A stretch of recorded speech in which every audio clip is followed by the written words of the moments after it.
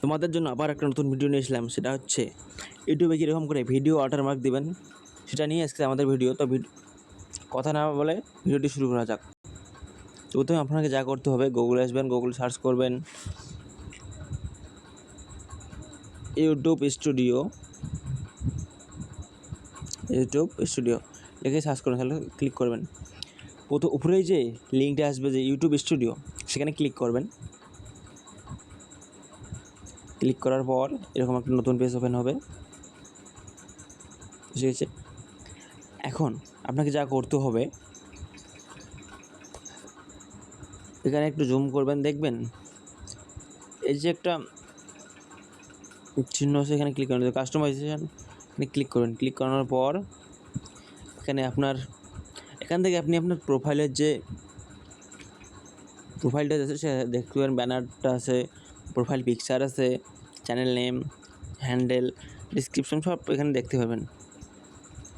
তো আমাদের যে টপিকটা নিয়ে ভিডিও, সেটা হচ্ছে ভিডিওতে ওয়াটারমার্ক। তো আপনাকে যা করতে হবে, এখানে চেঞ্জ রিমুভ করে দিলাম, যেহেতু আগে থেকে আমার ছিল একটা। এখানে আপলোডে ক্লিক করতে হবে। এখানে 150x100 পিক্সেল থাকতে হবে এবং ফটোটা হতে হবে পিএনজি, জেপিজি এবং 1 MBর মধ্যেই, তার বেশি হলে ফটোটা নেবে না। তো এখানে আসবেন, জুম করবেন, এই যে আপলোডে ক্লিক করবেন।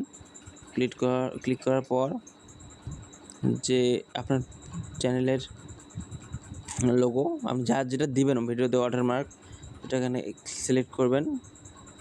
করার পর এই যে এরকম করে আপনি ইচ্ছে করলে এই যে সেখানে চলে এসেছে ডানে ক্লিক করবেন।